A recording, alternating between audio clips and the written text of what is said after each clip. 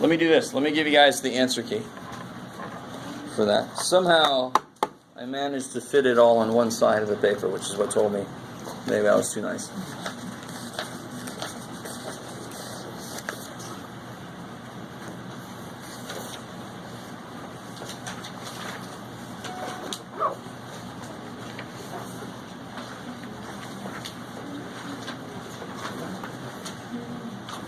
Do you want us to staple the actual quiz on the back of it? Yes.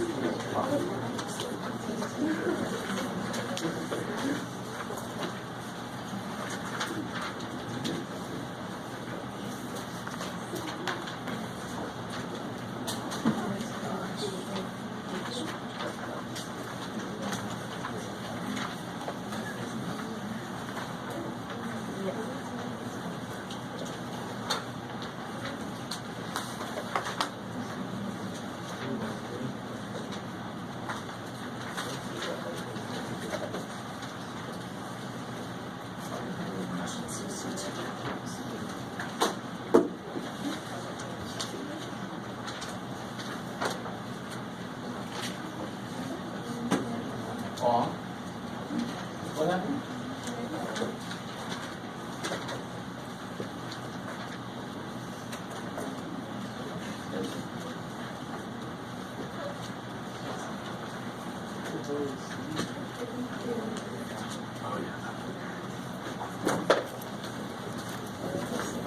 Someone high quality photocopy.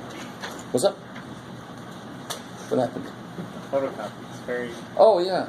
I did this for another class of mine, and somebody in the front row said, "Did you hand do all of these?" Yes.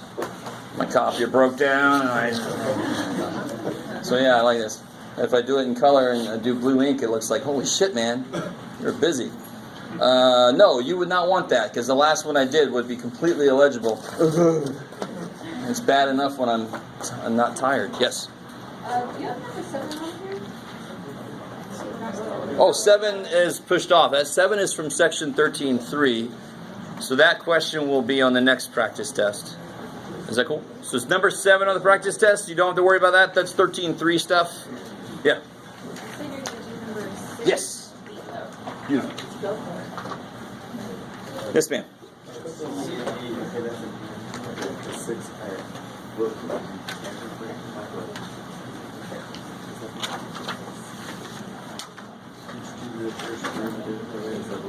So I left off, I kind of ran out of room for 6C, right? Oh, that's cool. Go ahead and do 6C right now, everybody. Ha. 6C. Anybody need a copy of the practice test that wasn't here earlier? Anyone?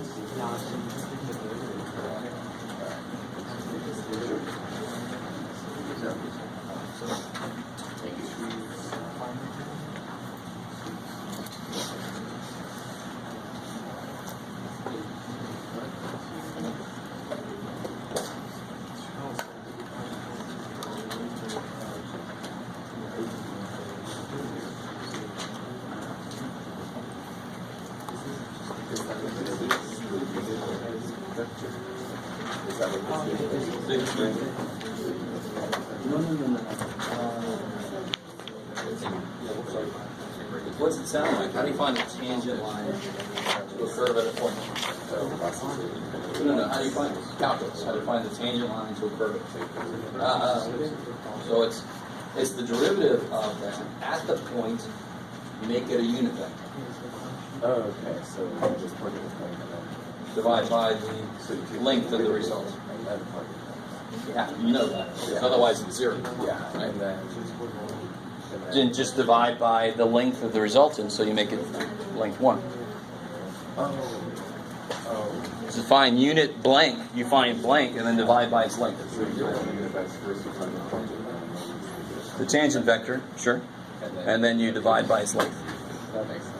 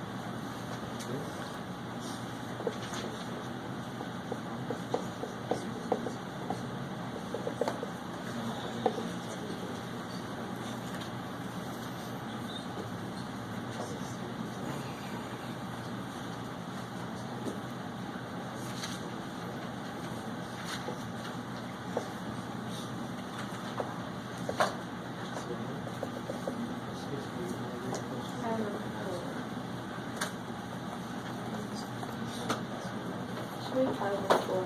Yeah. Isn't it 5 or 4? 4? Is it? Yeah. 5 or 8? 8 or 8? 5 or 4, okay. Thank you. Oh, 5 or 8 was part of it, huh? Yeah. It's for A. Okay, thank you. Thank you. So, alright, this shouldn't be too evil, right? I mean, how do you integrate this bad boy? He's nice. Sine to 2. Yeah, he's got the 2 that would pop out. Alright, so he's cool. 0. Integration. 3, 2. 3t. Sine to the other 2.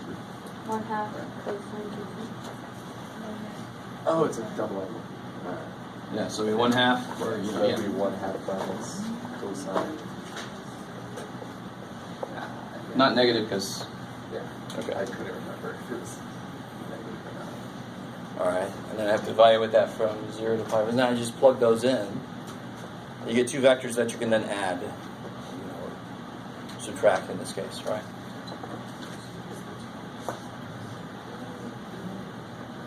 So sine of pi over 2, Sine pi. it's crazy. 1. Cosine pi over 2, 0. 0. Minus, yeah. Sine of 0, Yeah. 0. 3 times 0, Yeah. and then the last piece, 1/2. 1/2. I like it. Cool.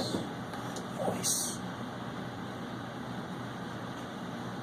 So technically what we're doing could actually have been done, everything we just did could have been done back in Calc 1 if we would have just pushed it a little bit and said, look, they can be parts of a thing. Now do each part.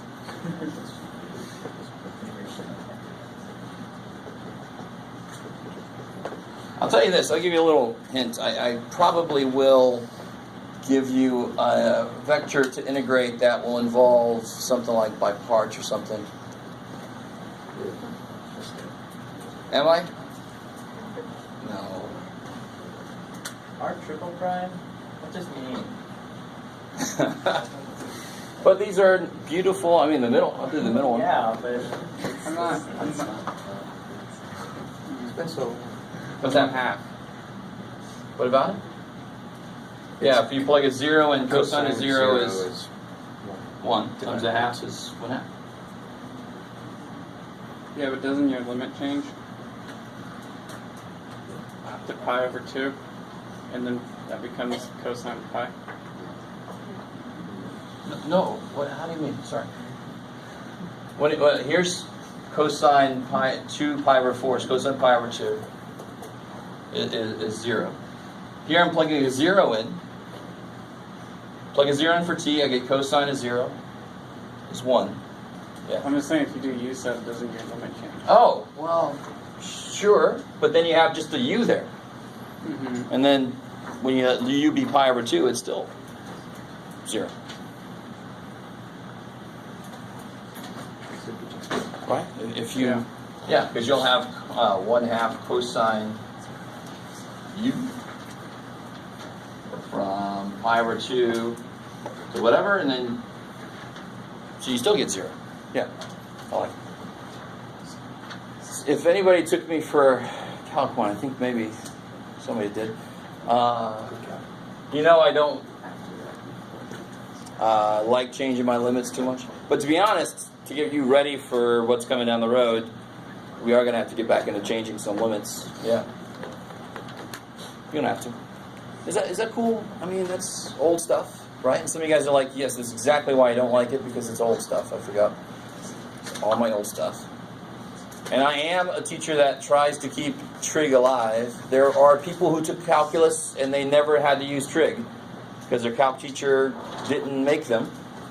And so when they got to my 280 class, they hated me because I was the evil one making them remembering trig, and that's just stupid. So you got to kind of keep it alive in your brain. So I will give you problems where I do not want to see decimal answers. I want to see the actual values, the exact values that we know. All right. So that's part C. Part D, as somebody pointed out, is a triple derivative. But just look at R is 2 cosine 2t, 3 negative sine 2t. What's that? It looks like an M, but it's to the. Oh, the way Look at it, it looks like an M. It looks like But a you look. Oh, yeah. Oh, I didn't even think about it. I knew what I meant, so it looked like that to me. I'm sorry. It does look like an M. Holy shit. So this is not one of those. This is not like write the general form of the answer. It could have been, but no. That's not what I intended. All right, so now I understand why you guys are all...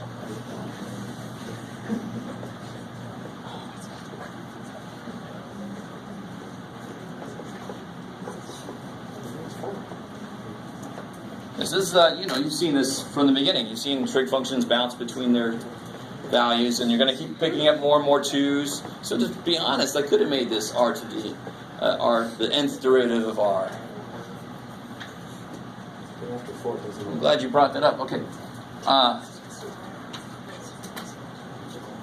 So this is going to go negative sine, negative cosine, sine, right? Do you guys see that?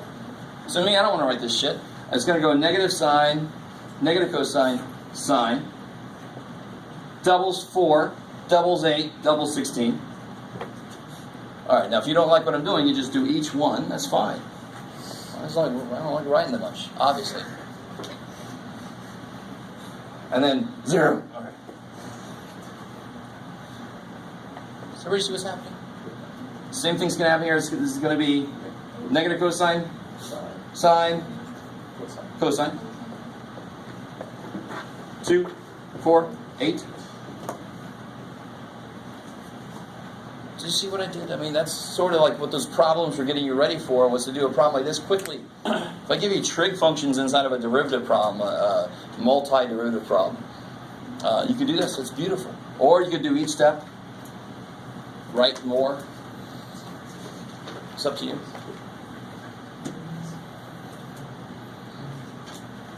Or you just skip it and hope that I don't notice you skipped it. Actually, I had somebody say that to me. They said, "Yeah, but sometimes I just skip a problem, but you just don't even notice." I'm like, I'm going to be looking at yours really close. Thank you for that tip. Keep that kind of thing to yourself, man. Anything else I left off there? Does everybody understand what part A of number... We're looking at number 6. Part A of number 6. Let's break that thing down. Has everybody got what they want from up here? Can you guys all see that? You come over here. How do I find the tangent vector to a given vector? In fact, yeah. So for any given... So I'm going to go and fill this in. This first step would be...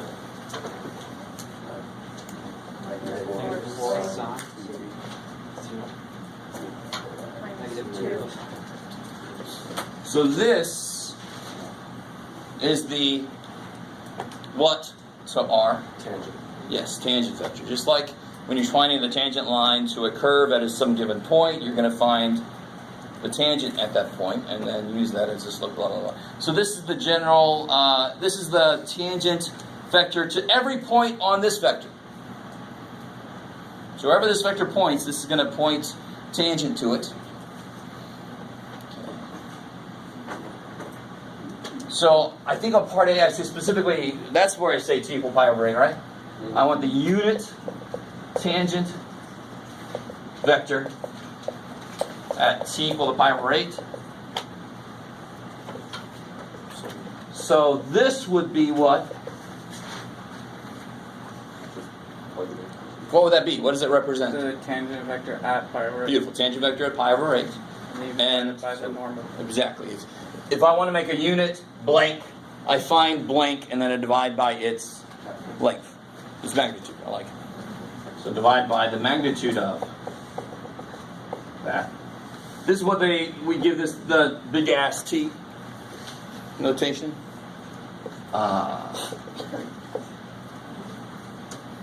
Some of you guys remember when I was talking about fundamental theorem calculus, big ass F when we first introduced it, and F talk 1 and F talk 2. Fundamental theorem of calculus 1. Fundamental theorem 2. So when I plug a pi over 8 in, well, you've got the answer key, you can see what I did, but that's the idea behind it. And it's just a bunch of plug and shove. Is that decent? So when I asked for that third derivative, you already did one of them before that. So you first do the derivative, then plug in. Yes, remember when you first learned derivatives, I always had somebody, I'd say find f prime of 3, and I give this. And so what would they do? They say f of 3 is 29. And f prime is 0, and they'd say, man, Mr. Waller, all my derivatives are 0 in my... Well, of course they freaking were, right? That's not how you do this. You find f prime of x first, and then you plug a 3 in, right? So same thing. You find r prime first, and then you plug a pi over 8 in, or else everything in your universe is going to be 0. What a bleak... What if it is? Oh, Jess, I'm sorry, man. Don't be like that. My universe is 0. I like that. Some artistic interpretation of calculus. The whole universe is 0. That's good.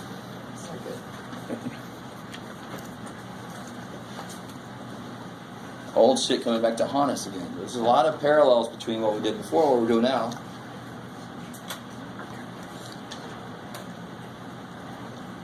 In the homework for that section, I tried to give you mostly two-dimensional stuff that they wanted you to draw because it's easier, number one, and two, you can see the concept easier in 2D.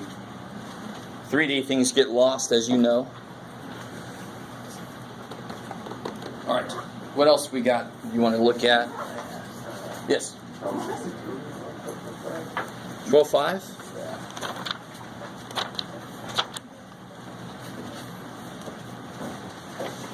Ooh, all right. So everybody should have this here. So this is 62 in section 12.5.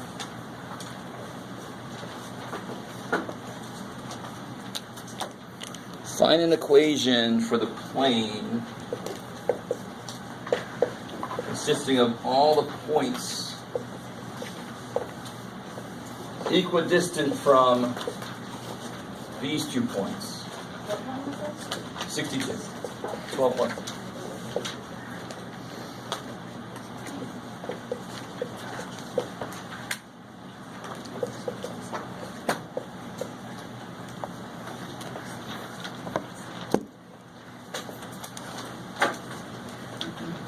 So, one concept in this problem is the distance between a plane and a point.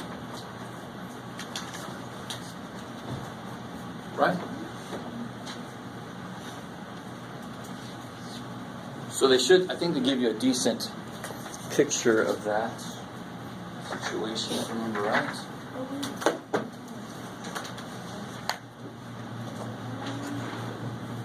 Here, beautiful. This might come in handy.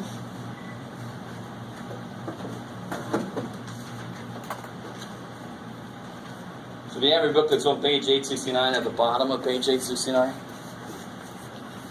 And if you think about it, so if I have a plane, and there's a point sitting somewhere, and I want to know how far that point is from the plane. Well, what defines my plane? The orthogonal, the normal. Some normal vector, right? Now the normal vector doesn't have to be anywhere near the point. Who knows where the normal vector actually is?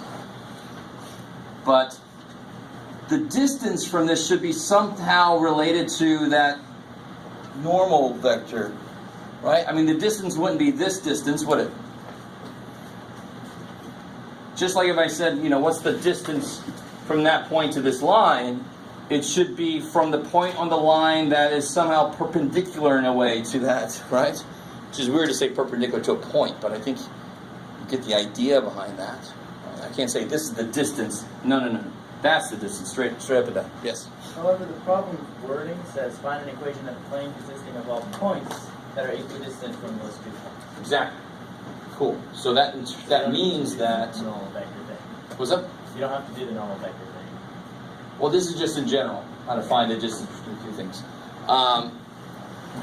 So this might be useful, or might not be useful.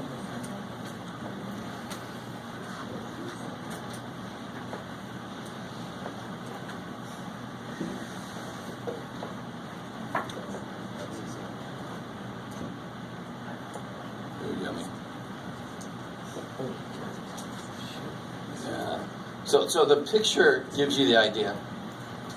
And I'm not saying you're going to use this or you're not going to use this. I'm just saying this involves distance, and it's good to understand what distance from a plane to a point would be. And this is what my point was up here. Of course, they've got it drawn better. Here's my point. Here's like the normal vector. Here's some point in the plane. So P naught is some point in the plane. And B is this vector from my point to it. So that's sort of like, I was trying to draw here. So I have some normal vector. Here's my point. Here's some point in the plane. Here's that vector. Shoop.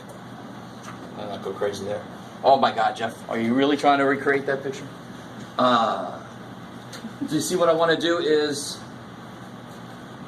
the normal vector can be placed anywhere I want to in that plane. Is that right? Emanating from any point in that plane I want to. So I have a point in the plane, I have my point that I've got, and all I have to do is subtract this part out, and I'm left with the distance truly from the plane to my point. So this is why they do this.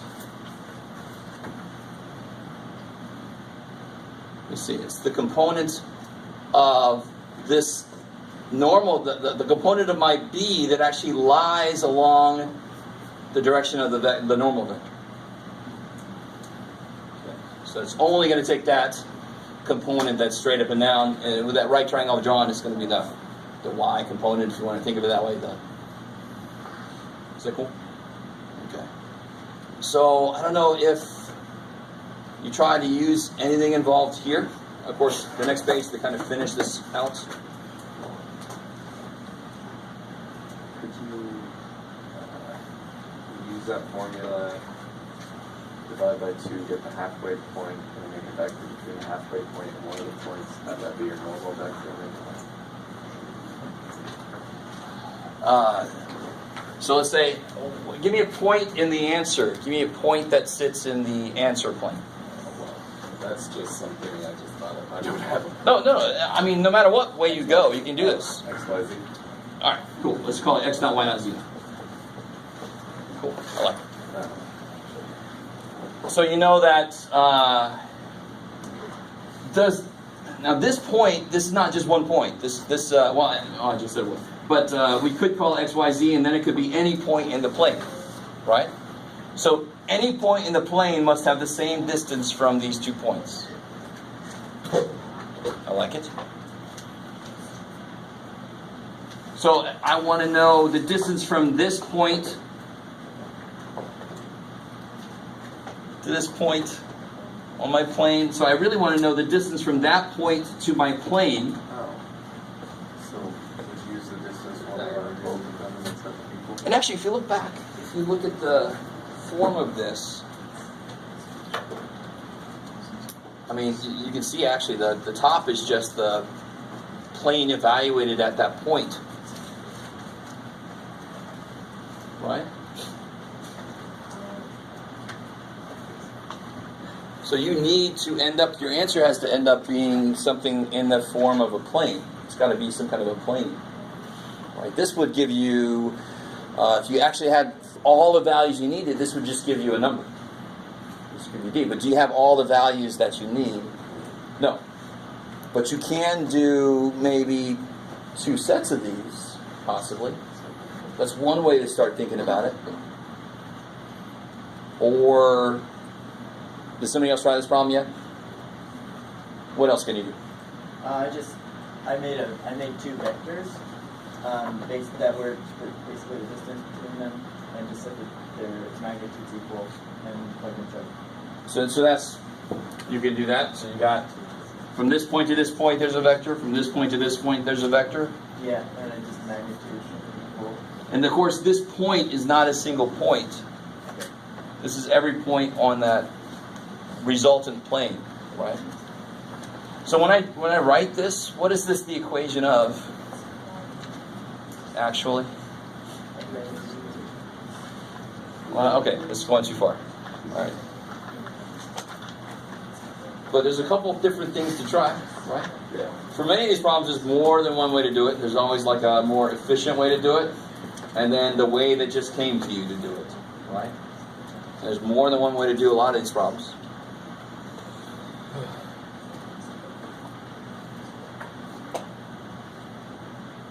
Anything else from homework, or there's a question somebody had. I don't know if we got back to them about what you got to know trig-wise. So remember, you can go to my website, and anything above that thick black line, you've got to know. Anything below it that I need you to use, I would give you. So like the one we did earlier today, cosine 2 theta, you should know that identity. You can use it when you need to. Yeah. What did you do on number 2, finding the component of U orthogonal? Oh, beautiful. Okay, cool. That's the question I thought I would get, because that one's weird. And it's actually, I did it more of a trigonometric way, but there's a more general way to do it if you have, slightly more disgusting stuff to work with. This is only 2 dimensions, so it didn't really matter. Number 2, the first part's easy enough. The component that lies along that vector. So what I really want you, if you've taken linear, and I know there's like 4 people that have already taken linear, this is a huge part of a piece of linear, is taking a vector in any dimensional space you have and breaking it up into arbitrary components. You have these vectors that you define to be like our x vector and like our x-axis, y-axis. They don't have to be orthogonal to each other. And you can break up any other vector along those. So this one, this idea is, let me make this so that it's not standard. There you go. And now they look like they're perpendicular, Jeff. I'll get there. All right. So I want to break U up, not into an X piece and Y piece, but into a along V piece and along the orthogonal to V piece. I like it. So we know how to do the one that's along it. How do I find the component of this vector that lies along that vector? Well, that's all actually the name of the symbol we use, right? The name and the symbol go together. So if I wanted to know the component of U that lies on V,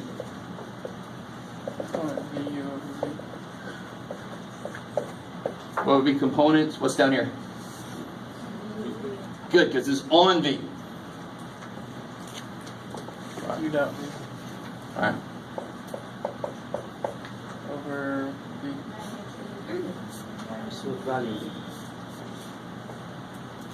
Because remember, what would the projection be? This is the length of what that piece is. And if I multiply by V over magnitude V, I get the vector, the actual vector that lies in that direction. I like it. All this asks for is the length of the component of it. So that would be U, right? say again?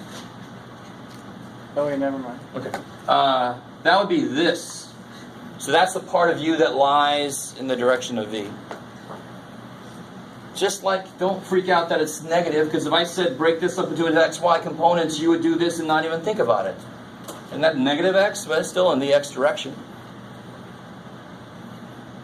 Alright? So how would I get, so that's this piece. How would I get this piece? The orthogonal piece.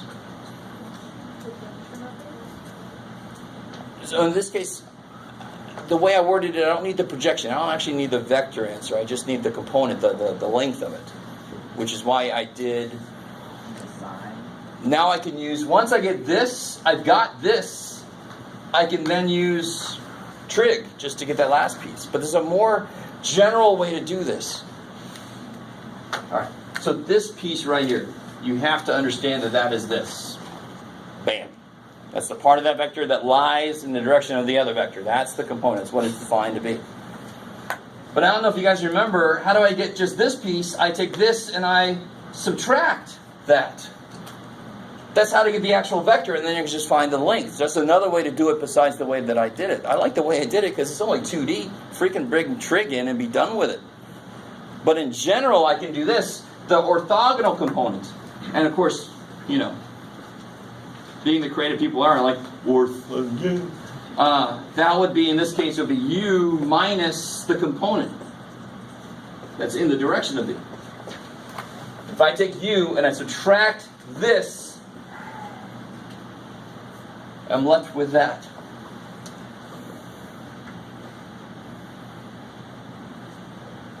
Yes? Why'd you square it?